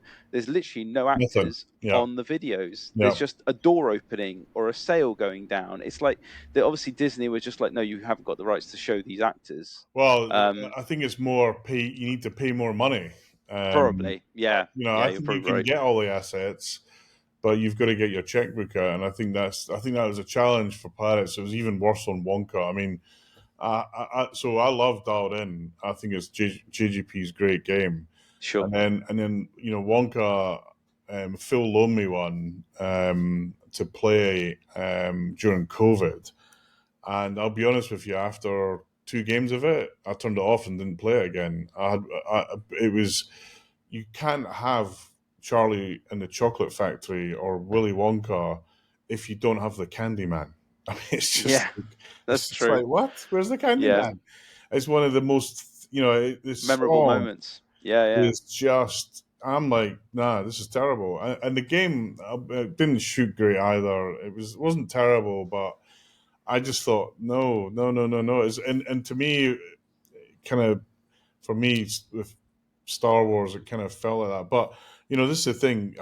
Turning an Elton John into a pinball machine, turning Jaws into a pinball machine, and making it feel like you're an Elton John event, which I think JGP I think they knocked could out. do it with the expression lighting, right? Yeah, I mean Don't they get me knocked wrong. out. There will be people out there that will 100% buy that game, and Yeah, I I wouldn't blame agree. them. It's a massive, And massive IP. and also Elton John, he's got a history in pinball with True. the I forget what the name of the game is, but the game that he's on the front of it, Yeah, it's not to mention the song, yeah, and Pinball Wizard. yeah, yeah, he's in Pinball Wizard, obviously. I mean, he's Yeah, got a lot of pinball references, absolutely. but it's the thing I always my daughter's a massive Harry Potter fan. She's like, when are you going to do a Harry Potter pinball? And I was It's like, been hinted at a few times, hasn't it? By JJP's got it. yeah, I'll be honest with you. I pity the designer that has to do Harry Potter because this is a world of everyone in their own mind has got a view of Harry Potter, Sure. and trying to match up, and it's such a big IP, trying to match up what people want versus getting it on the pinball machine, I think is no easy task. They just better use magnets, is all I can say. Like there's this, I was always like, Absolutely. we go back to Mandalorian quick. I thought the biggest sin that they ever did was Grogu doing absolutely nothing Yeah, in the top left corner. yeah. I I was mean, like, what are you doing? I Like, and then was, obviously you had that little mod that people made where the toy would animate, and that was really clever. yeah. But I've got that mod on mine. You gotta have it. I mean, absolutely, you're right. I think partly frustrated because they're also trying to do something else with a ship that didn't quite work. okay. If you watch the The making Razor of, Crest, is that it? yeah, Or the Razor Crest, they were trying to do something with that ship actually moved. I think they spent a lot of dollars on that, couldn't get it to work, so killed it. And then you look at it and that's a think, shame. what else is there? And I think doing something with Grogu, it was the fact that they didn't. I think was kind of criminal. But It was. luckily the mod guys have kind of, This brings me on to why I love pinball, though. yeah, Like that, I love the fact, and I know some people always say to me, Scott, what are you doing?" The purists hate me. I mean, there's people out there that go, "Why are you even putting LEDs in it? Let alone, do you know what I yeah, mean? Because they love their incandescents, let alone changing the artwork or changing the sound files." I mean, that's one of the things I probably like that over the arcade scene. The arcade scene, they're very much like you have to keep it as original as possible. I find, at least in pinball, people will allow you, even both, like say technically the owners of it, so like Stern and that, they kind of at least give you avenues to kind of put mods in, and add power or manipulate switches. And I feel like that's one of the main beauties of pinball, is that you talked about like IP and saying like Harry Potter, it's really difficult to kind of get what everybody wants underneath the glass. yeah. Modding fills that gap for me. Indeed, yeah. I mean, Absolutely. yeah, and there's some great mods that have come out. I think our good buddy Stumbler has Absolutely, yeah, done some he's a legend. amazing Yeah, work. I mean, he's almost like a national hero. In fact, we should probably try and get him on this we event. should. I'm going to Chicago Expo, and I'm helping him out a little bit on. He's doing a talk there, and I'm helping him out a little bit to kind of. He's a bit nervous about it, and he's like, "Neil, can you help me out?" I was like, "Yeah, yeah, no, of course." Although he'll nail it. It's, just lots of people have never spoken at a public event, whereas in my job, Yeah, it's probably different for you or I, right? I'm used to talking in a setting where I'm presenting, so it's, yeah, to me it exactly. feels more natural to talk. I spoke to 10,000 people, and it's Yeah, it's there you water go. off the duck's back for me. But if you've never done it before, I was like, yeah, I'll help. So he's doing a talk at Expo. I'm doing another talk as well. Just did one on Pinball Republic. So bring me to the kind of next. We kind of touched on it. Favorite pinball. So we're gonna have a kind of segment every episode where we get a guest on to talk about their favorite pinball machine. Just and as we're new, we couldn't find any suckers out volunteers to come on. So um, we're going to talk about Scott's favorite pinball machine, and I do have a couple other folks lined up. Um, I've got a Paul Rubens wants to come and talk about Roadshow. That's a Um, good game. I thought it. Do you know what? Look, I'm going to put it out here. I used to think it was horrific. I think those puppets, or whatever you want to call those yeah, mechanical faces, were something out of Chucky, and that they were going to steal my soul when I was restoring that game, because I had to do one uh, recently. And after I restored it and I played it, I wanted one. I still do. yeah. It's a weird game. I'm not gonna lie, the theme's horrible, but there's It, something quirky and fun about the shots. I'm not I gonna mean, lie. actually, I play it in tournaments. It's not. We got one at the club. I mean, it's not the worst game in the world. There's No, definitely games that are worse, I think but as a wide body, it's got a lot of flow to it. yeah, I think it's probably one of the best wide bodies. Yeah. Star Trek probably being the other one, Oh yeah, that's and fast. and Indiana Jones. But it's for me, it's that freaking country music just boils my freaking blood. I just want to like Yeah, that it is a bit torch it at weird. that stage. Yeah, But yeah, I mean, so Paul's gonna. We've I'll let him do his got talk something on about it. that. Yeah, We'll hopefully get him on and he can talk about it because I know it's his favorite game. But yours is Monster Bash. it is. It Um, is. I got offered one about 4 months ago. Bought it sight unseen because I was like, they don't come up. no, They don't. And they never come up. And I was like, it's in the Grail list for me. It's well up in the top three at that time. After owning it, I'd say it's never leaving the house. It's definitely my favorite pin in my collection at the moment. There's just something about it. Like one, it's an easy shooter, right? So it yeah, appeals to my crap pinball play skills through and through. There, I can get to the, collect all the band and get through to effectively what, if you want to call it, the wizard mode. yeah, And I've done that multiple times. I think I even did it on my third game. It's not hard to reach that. And I feel like it's got a great light show to it. When you activate Frankenstein's monster, he's like, you've got the pylons lighting up. I like those moments in games. I yeah, don't mind pauses in games, if I'm honest with you. I like the fact that you can just sit back. My wife's like, push both flipper buttons. I can't be bothered to watch this yeah, animation.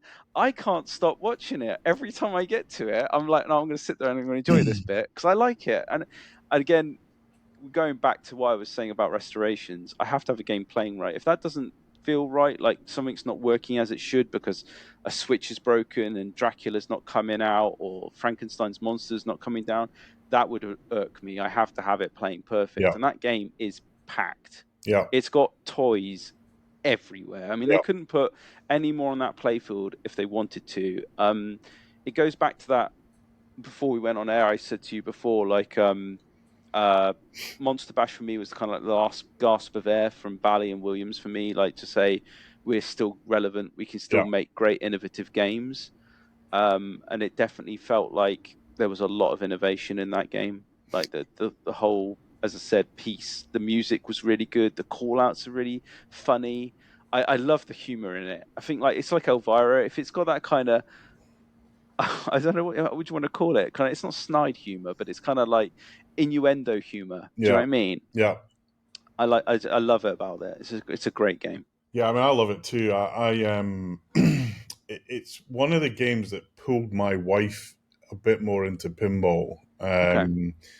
We were down at Chief Coffee. Big shout out to Sam.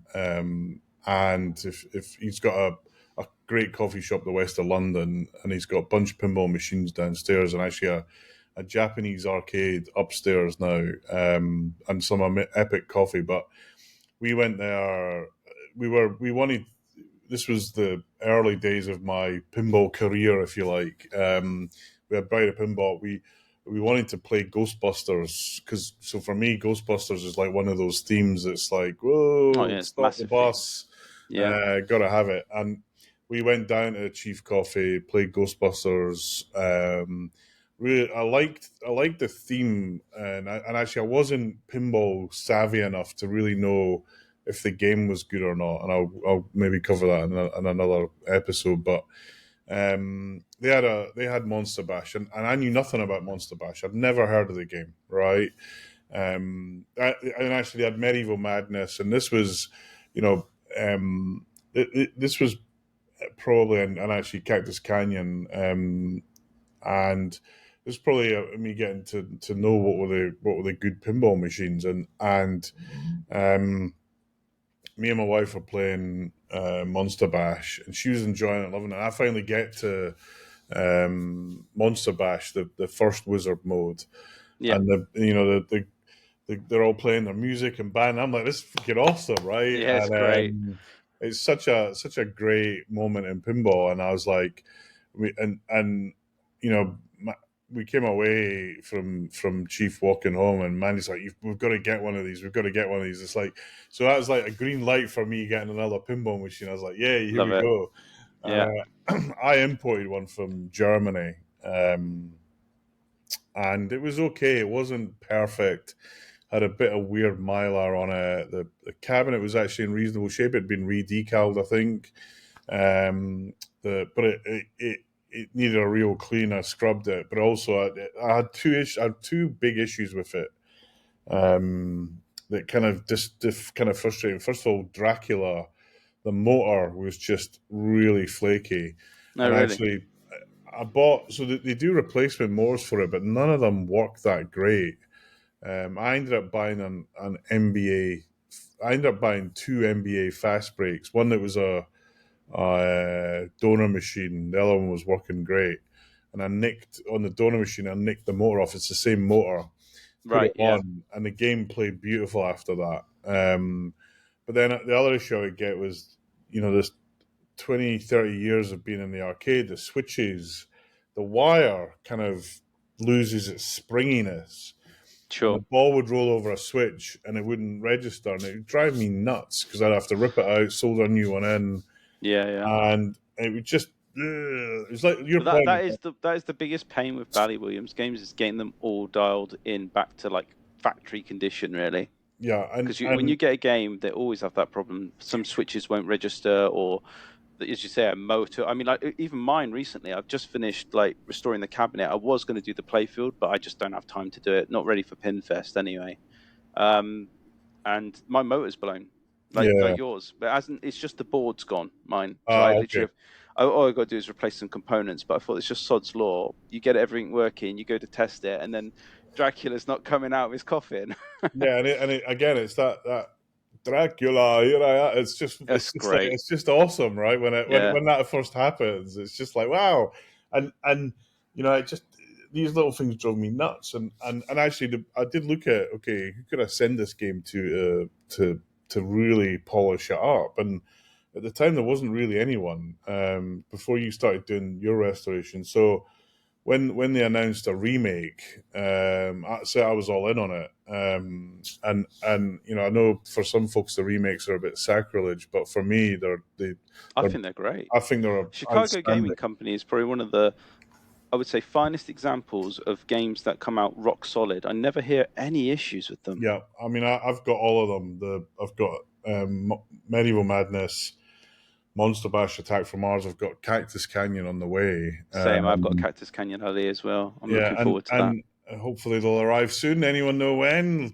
I I got last night. I have to say I got the Ouija board out, was going and to say, shake the magic eight ball, and it'll say, yeah, ask me again later, I um, think. I know our local distributor is frustrated about it, but and then Pulp Fiction after it from CGC. But in Yeah. terms of reliability, they nailed it. But we got, and actually, I was kind of weird. My wife doesn't like the remake. Really? Yeah, I was like, What's the what? not? Why is it that she doesn't like about it? Is it the screen or I is it don't know. the flippers? She just doesn't. She just says it's not the same. I'm like, it's exactly the same, but there's something about it that Okay. she's not so keen I mean, on. they've modernized things, right? They did. I remember watching I can't remember if it was Kerry Hardy did a piece on Cactus Canyon. No, Yeah, I tell you what, it was High End Pins did it actually. High End Pins. So that guy is in a class of his own, by the way, for yeah. restorations. If you ever watched his videos, but he did a Cactus Canyon restoration recently, and he had to utilize some boards from Chicago Gaming Company because Oh some wow. elements weren't available. So he modified them in using their Opto boards versus the old Opto boards around the ramp, and they make some design changes because obviously, as you know, some old Bally Williams stuff, especially George Gomez, he loves his 90-degree bends on his ramps, Yeah. and if they're made of plastic, they love to snap.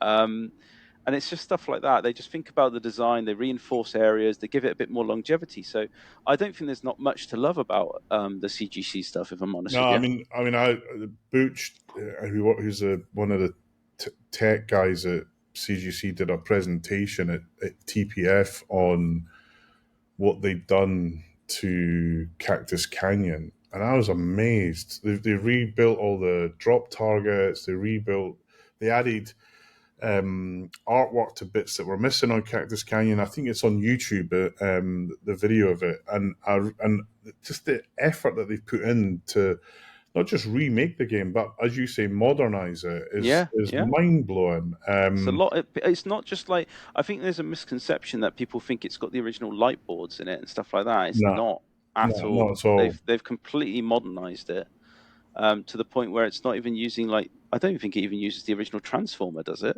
No, there's nothing in it that's No. no. There's probably the stuff on the top is where they're reusing, Yeah, the the bits, assets but like plastics and underneath, I stuff. mean, Yeah, it's hard to. Of course, there's some bits sort of the same. Where the bracket that Dracula moves. Why would you change that?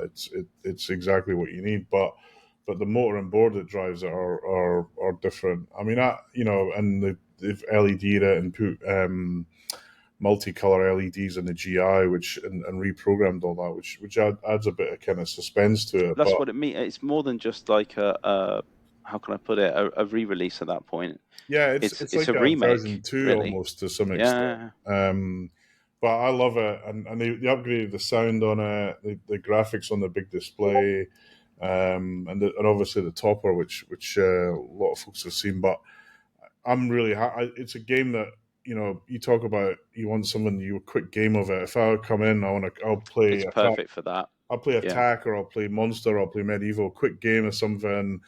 I typically head towards Monster Bash because it's just a lot of fun, it is. and can be quite challenging. But so the one I got, the other issue, as I said, I had the switches, and they just drive me nuts. So I sold mine. And that's the great thing about that game is it's one of those games that's in demand, so it wasn't hard to sell it. If it went up for sale today, I don't think it would last 5 minutes on the forum, Exactly, even in this climate. absolutely.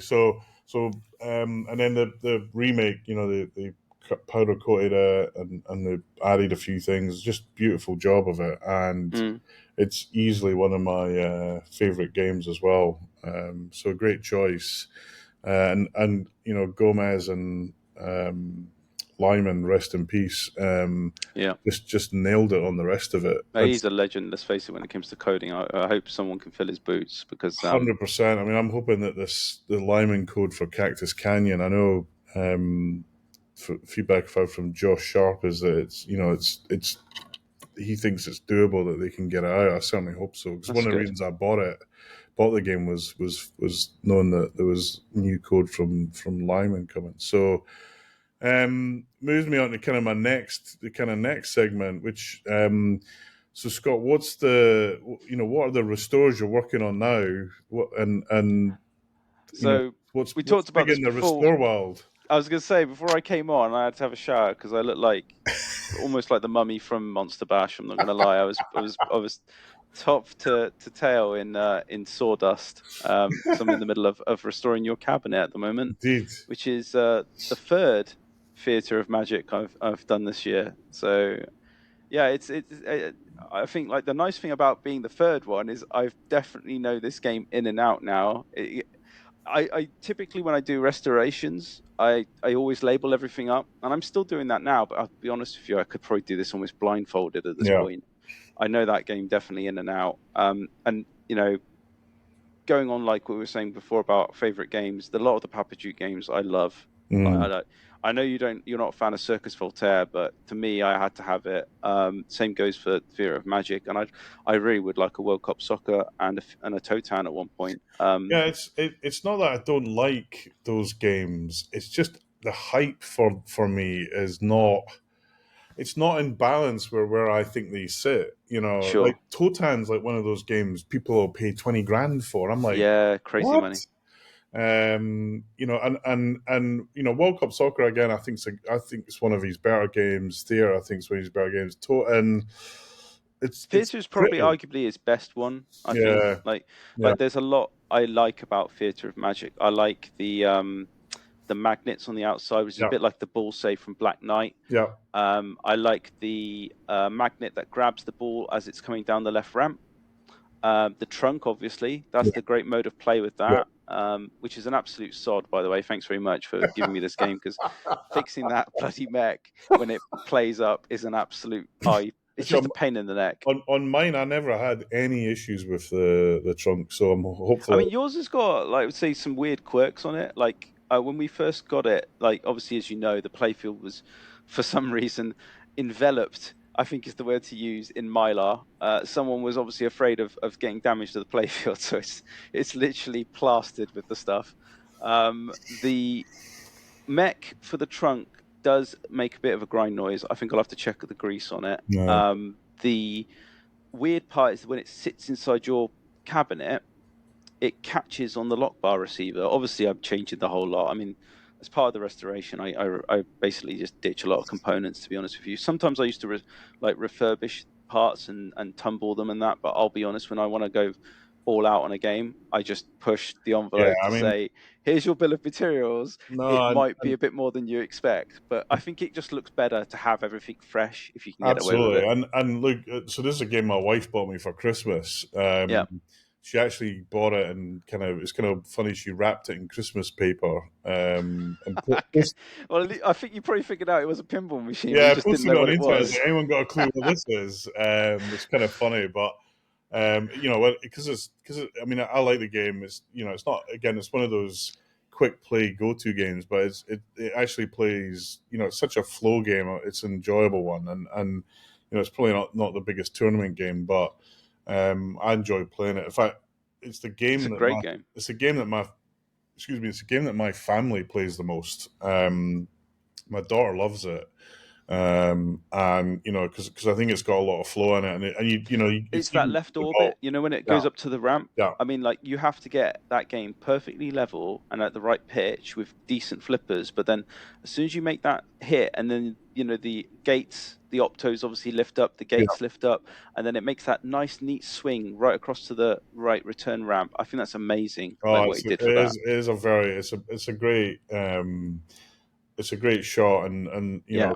as you say, I like the ramp shots on it, and that shot where it spins That round. But horseshoe is fast. yes, I yeah. love the fact you can hammer it. Like when Holly was playing at one point, she actually got the code muddled up because she was hitting like 8, 12 loops on that horseshoe. So point, it got muddled up. The game actually froze up for a second. I was like, bloody hell, don't break it. I just fixed it. Well, my like I say, I want to. I knew that when I bought it, I knew that it was going to need some work. Yeah.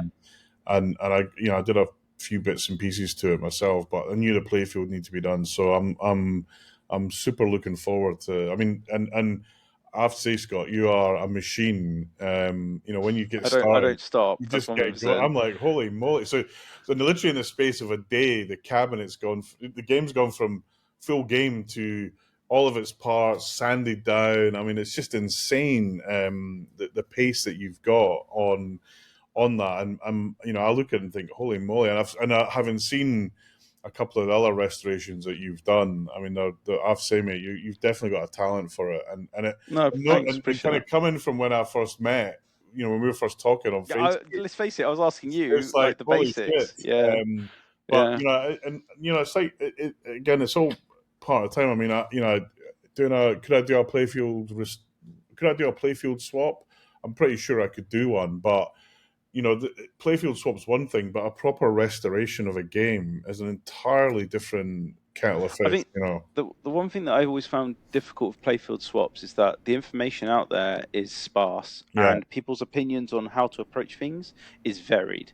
And I mean very yeah, varied. yeah, Like you will have somebody that will swear by a certain process that they'll do to restore a cabinet, and somebody will say no. I mean, like when I first started out, I had people telling me just get the decal down to the white layer. So as you may or may not know, but a lot of decals, what they're called silk screens. So that yeah, means that they're layered. So that basically they put like a layer of black on, then a layer of yeah, blue or a layer of yeah, green, and that'll build up the various parts of the image basically on the decal or decal, if you will. And if you get it down to a point, there's a white layer, which is basically the I would say base layer of the decal. I used to think that was sufficient. It certainly isn't. yeah, You have to get it down to bare wood, then you have to prime it, then you have to sand it, yeah. then you have to reprime it, and you have to use this automotive kind of putty paint they call it, and it stinks. And at the moment, as you know, my wife is not happy with this. Like I swear to God, I like for another reason, the police came round, not for me, just so you understand it. But the police did come in my house and they were just asking us some questions about what happened in the neighbourhood. Yeah. And we've got this big grow tent in the middle of the kitchen. Well, I say in the middle, it's in the right side of the kitchen. It's a big open plan kitchen, and it used to be where the dining table was. And it's about a 2 meter by 2 meter square cube, and it's typically bought by people who use it for weed farms. I'm not gonna Yes. lie.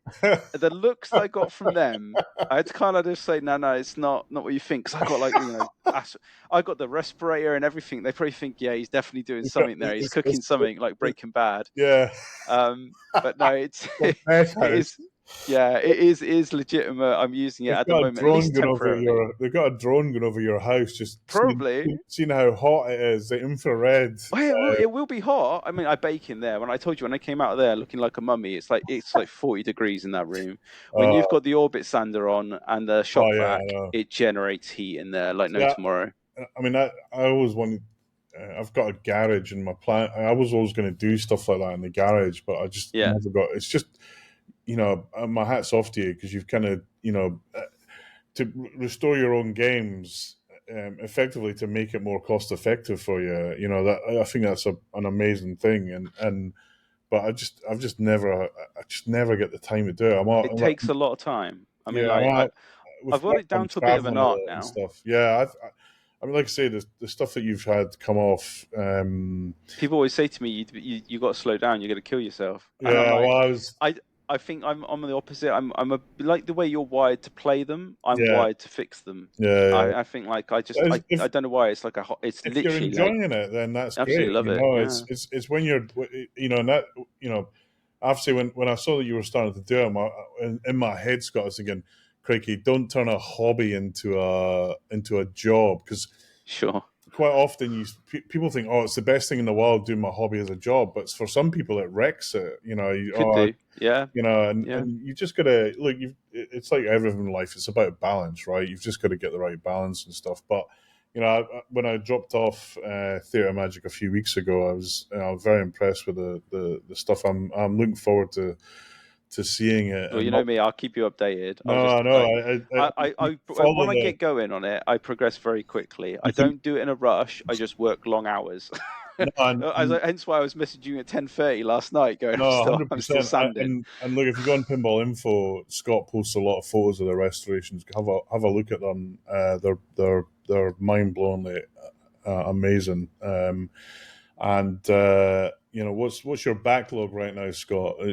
I mean, I've been told by obviously I have yourself, and then I've got a guy who's going to be. This is the positive news. My wife will be so pleased to hear it because she knows it's coming. I got a guy called Stavros, and we've done a deal basically where I'm doing a restoration for him, but he's going to help me out by building me a cabin in my back garden. Oh, awesome. So I can actually have a dedicated workspace. Because one thing I'm very jealous of is Ant's workshop. Mm, Um, I look at what I have and what he has, and yes, I've got the tools. I just don't have the space. I mean, there's games I've just been turning down because I'm like, well, I have to use this space for projects, yeah, yeah, and yeah, I'd rather have it for a game. yeah. And it's so hard sometimes when I see a game come up on the forum and I can't buy it because Right, of yeah. space. So Absolutely. I mean, that is the. I mean, if there's one thing about the guy who makes pinball machines miniaturizable, so you can just miniaturize them, put them on a shelf, and yeah, he'll be a hero to us all. But that is one of the challenges of pinball is that it is a space consuming. It's absolutely. insane the space that it The consumes. only reason I sell now is for space, and a lot Yeah, of people say to me, "Just stick it in storage." I can't do it. I can't. I just can't. I cannot stomach the idea of a game sat in on its tombstone, never being played. For me, I have to keep to that. At the moment, I can fit 10 in the room, and I'm yeah, at 10. I'm technically at 11, including yours. Um, I like one game is in parts at the moment, but that's another episode for another day. But like yeah, for me, I feel like I've got a queue of 10 machines. I think at the moment, wow, including like so 9 if I exclude yours. Um, I'm definitely happy that I've got it. I would love to do it more full time. I know you said talk about like um, the balance of work versus this. I think, to be honest with you, I wouldn't mind doing this more full time. I think the problem is the reassurance of the workflow and the money coming in. I mean, it's no great myth. There's not a lot of money in doing these Yeah, I things. know. I feel like there's definitely more money in what I'm doing at the moment as my primary job. So at the moment, I'm quite happy to kind of just burn the wick at both ends and do it, because it helps me in the end get more games. And Yeah, what I've loved about restorations, at least, is I meet people through it, and yeah, yeah, yeah, they yeah. they're very generous with their collections. I said, like, I never got to play a Pirates, and I know Mm, you've invited me down on more than several occasions yeah, to come and play your games like Foo Fighters and that. So I love it. To me, it opens doors. yeah, So yeah. No, absolutely. And look, I think in a world where quite a few of the restorers here in the UK are either retiring or taking it at a slower pace, I think it's great for you. I mean, you know, the other guy that restored my Quicksilver, Keith New Forest Pinballs, yeah, he did a phenomenal job on that. Just unfortunately, just a painful playfield swap that he's gonna do again, hopefully. But it's great to have someone, so in many respects, I levitate more towards the newer games, but I sure, love the Stern classics, but like you, I want them to play like they just rolled out the factory, right? yes, And the only way you can do that is these are games that are 40, 45 years old.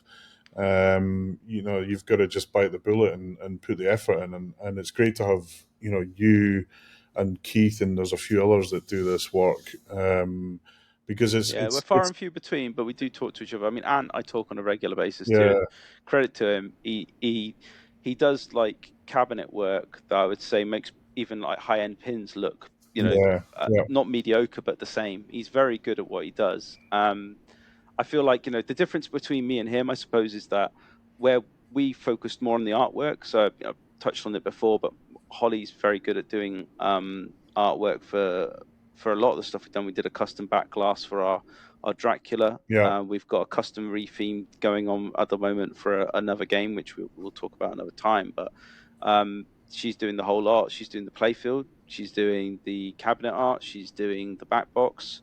She's even doing the plastics. And credit to her, she's very talented yeah, for at sure. drawing, and I'm capitalizing on that because that saves me a absolute fortune. Fortune. I dread to think how much it would cost me to kind of engage with an artist and get them to draw this stuff for a one-off. And I won't give away the other side of it, but it's a retheme of a Johnny Mnemonic that's It is, happening. It's yeah. let me tell you, we'll talk about this next episode, but I've seen a few pre. I've even enlisted an what do you want to call it? I don't want to use the word imposter, but it's like an impersonator Yes, for right. some of the voice lines and that. There So is. I've gone all out on it. That will hopefully be finished for next year. Yeah. The playfield's currently in Australia. It look Literally, of the it will. photos I've seen of it, it's going to be mind blowing. Yeah, And I think it'll be we'll join two. Well, I put it's going to join two universes together: the pinball universe and the other universe. I'm not going to give anything away, but sure. it looks mind blowing, which moves us on. So one of the other segments, we were talking about this earlier, which is the amount of stuff that you can buy for pinball is mind blowing. It's huge, honestly. Absolutely huge. So this segment is the kind of what have you bought, what have you bought this week, or what's arrived this week. So I got this Bond topper. Um, Love it. it's actually I've already got one because it's on the 60th. It's the same topper that's on the 60th edition, which I have to say I'm a bit irked about because it was supposed to be what was it, exclusive, but it's not so as exclusive as we first thought. But Oh, so they've released it for the Pro Premium LE as well as the 60th yes, then? yeah, and on the flyer for the 60th, it's Yeah, very specific. They've used the word exclusive very badly. I right. actually don't think they ever thought the topper was going to be I exclusive. think they meant included, right? Yeah, I think something like that. But they're also there's a couple of other things that Stern are doing that I have to say, if they come out with another, super exclusive like that, I'm not sure I'll be so. Bond, it was a done deal. It's a done deal, right? It's like a must-have I'm license. just a Bond nutcase, and it turns out Keith Elwin's 60th is just a phenomenal game. There's some people who have given it a bad review. Those people you should ignore. Oh, fair enough. That's simple. I mean, I'll be honest with you. I reserve judgment for a game until I've played it. Yeah, exactly. I mean, That's the key honestly, way to. this Keith has done. So, I'm a big Stern Electronics, the classic fan. I love them, and Keith has created a modern day version of that with a theme that blows my mind. Sure. And you got top players like Carl D'Angelo, Jermaine, some of the best players in pinball buying this game because it plays so good from a tournament competition point of view. For me, that shines symbol. Yeah, it was ridiculously priced. The value for money on it's very low, unfortunately, which is frustrating. But I think Stern's probably learned. I hope they've learned from that, and next time they do this, they'll be perhaps a little bit more sensible. But I'm fortunate enough I can afford to buy it. But for me, it's like I collect Space Apollo stuff. That the price of that you would make your eyes water. So, I bet. but it's this fine. I paid the money. That's cool. But then, oh well, this bit isn't exclusive. This bit isn't exclusive. I'm like, what the hell? That is frustrating, I have to say. But and I've sent some stern words, pardon the pun, to those that should know better, really. And yeah, we'll look. I'm looking forward to seeing more about the Theatre of Magic. I think next time it'd be good to talk about some aspect of it that here's the fiddly bit, and Oh, there's plenty of those. Don't worry about that. how do you solve for them? Uh, Yeah, I mean, I can talk you through all kinds of things, like even the playfield restoration elements. There's some tricks of the trade to ensure that you don't get problems. Keith may or may not be aware of them, especially when it comes to like the clear coat. yeah, So share the knowledge is the way I'm at. There's no secret sauce to me. It's like just make sure everyone's aware of it so they can avoid the pitfalls. In my view. absolutely superb. So coming up to close, we've got some events coming up. Obviously, the first big event here in the UK coming up soon, UK Pinfest. Scott, you're going Yep, to that? I'm not going. I am indeed. Yeah, so I'm going to it. I've got two games going there. So I've got my Monster Bash and I've got my Lord of the Rings. Ah, okay. Cool. It's more accurately my wife's Lord of the Rings. She's actually done the restoration on that. Yeah, I it looks left her to great. it. Looks I said great. to her, "Do you know what? You just crack on and you do what you need to do. And if you ask me for help, I'll come over." And there was a couple of times I had to do that. But to be fair to her, she stripped the playfield out. She changed some of the plastics around. She's like added some of her own custom plastics. She put a couple of mods in. She's done new artwork for the cabinet. And then we bought like a custom back glass from Zianic. I don't know if you know the guy, but Yeah, yeah. it's a really nice back glass, to be honest with you. But like, yeah, I'd say we'll bring those games there. And yeah, we're there for the full duration, which I think is the What's the dates? 25th. The 20. Yeah, 25th, 26th, 27th. I think 25th is for VIPs only. So you Yeah, have to have the VIP access to get access on the Friday evening. But it's open to the general public both on Saturday and Sunday, and I'd recommend anybody who's living in the UK to go and visit it. There'll be plenty of games there, including Ant's Adam's Family Machine, which has got like a smoke machine in it. It's definitely worthwhile going down there to experience all the pinball machines that'll be there on the show. excellent. And then after that, probably the next big event's UK Open. There's 5 tickets left for that. UK Yeah, you've Open. practically sold out, haven't you? Yeah, UKOpen.net. If you want to pick up one of those tickets, 29th of September, um, and and then before that, I'm going to Pinball at the Lake in the US. Is it no Pinball at the Lab? It's called now. Sorry. All right. I need to get a ticket first. They took these. It's a match. I like match play tournaments. It's a big match play tournament, so I'm looking forward to that. Carl and Jim, the guys who run Indisc, run it, and I was there last year. It was great event, and I uh, think you're going to have Venom there at your show as well, right?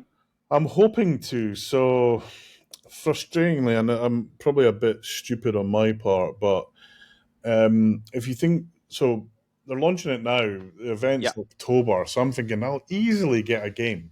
Right, I'll hope just so. buy it Yeah. and it'll come. But I got wind that they're making the pros for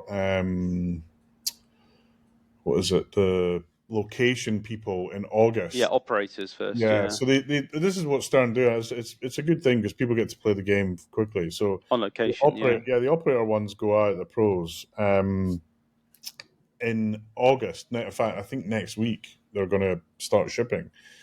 Then Stern are moving factories. So they're Oh, moving. right. They're moving to a I remember that rumor because they were talking about like using the second factory to catch up with their backlog, right? yeah. Well, they're moving big school to a big new place. I've seen where it is. It's huge. Wow. And actually, their old place. The reason they're moving, and this is a bit of the industry I'm in. I kind of knew this was coming probably before most.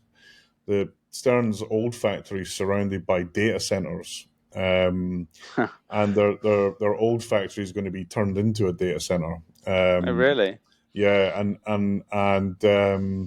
it's in a for certain workloads, location is important. So they're Are moving they to a still new. staying in the same kind of They're in geographic the location? same rough area. Yeah, they're just Yeah, moving to a much bigger facility, and also they're splitting the manufacturing and the office bit separately, which I think is always a good thing to do. So I think they've probably. got an Yeah. office for like the blue collars as they were, or the white collars, and then the factory. I think they're close by, but I think they're separate locations. So, which means that they're not making the rest of the Venoms, the pros and the premiums and the LEs for until September.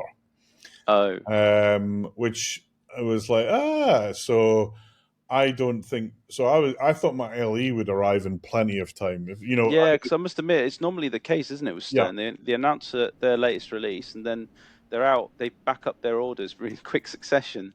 yeah. Well, So I'm hearing September is when it's going to ship, which makes it borderline as to whether it'll arrive. If it was shipping in August, it would definitely arrive on time. So I've kind of sent a couple of emails trying to see, well, could you maybe make mine as well and then get it over here for the event? But we'll see if there's a way that I can get one to the event, even if I have to buy a pro and ship it over air freight, then I'll do it. yeah, I mean, it'd be good to. I say, I think, the one thing that I think you do really well in that respect, Neil, is push pinball for the UK and getting like licenses. Like, I know obviously Bond was going to be released last year, and Yeah. you were helping to do the announcement around that. I think it's a good thing, like that what you do, and I appreciate the fact you're running these tournaments and giving away these prize pools because it helps keep UK relevant in that respect. Yeah, I'll cover this maybe in the next episode, but the prep for the UK Open is insane. In fact, my whole desk is covered in stuff for the UK Open. There's bits of UK Open stuff, camera stuff, and tickets, and also I've bought about, I don't know, I'm going to say 10 games. I haven't counted them, but I've bought a Tron, I've bought a Kiss, Nice. I bought a James Bond, Gottlieb James Bond. Oh, so you're trying to get all the James Bonds, We will have all the James Bonds at even the Sega yeah, Sega one, even wasn't it? the GoldenEye, GoldenEye. wasn't it? We will have them all at the UK Open, and a few other surprises to come. Although we've announced most of them, but yeah, I mean it's just and I have got a load of games now in storage. Yeah, but you have the excuse that they're going to be put up on location. That I is mean, true. like, We Pinball Republic, so pinballreppublic.com, it's our big yeah, place in South London where we kind of rotate games in and out of there. We just got Foo Fighters Premium in, which is going down pretty well. But we also got a Dolly Parton, Bally Dolly. It's called. It's a great game. Actually, it's owned by Keith. Plays beautifully. Um, so we're always trying to get a multitude of different types of games in there. But yeah, we'll pick up next episode on the UK Open prep and dig into some of the details on what you're doing restoration wise. So Scott, it's been a pleasure, mate. Our first podcast. We're at the end of it. We didn't have any dull, dark moments where we were like, Hope not. ah. But you probably talked a bit longer than we planned, but that's not the worst thing in the world. Next time we'll have a guest on to talk about their favorite pinball, and we're going to shape this over the next few episodes as we get used to doing it. It's a new thing for both of us, so we hope you enjoy it. If so, let us have some feedback. And if you did enjoy it, tell your friends. If you didn't, tell us, and we'll try and shape it a bit better. But hopefully, this was interesting. And Scott, it was a pleasure to talk with you, and we'll see you on the next show. Yep. Thanks very much. I'll catch you on the next show.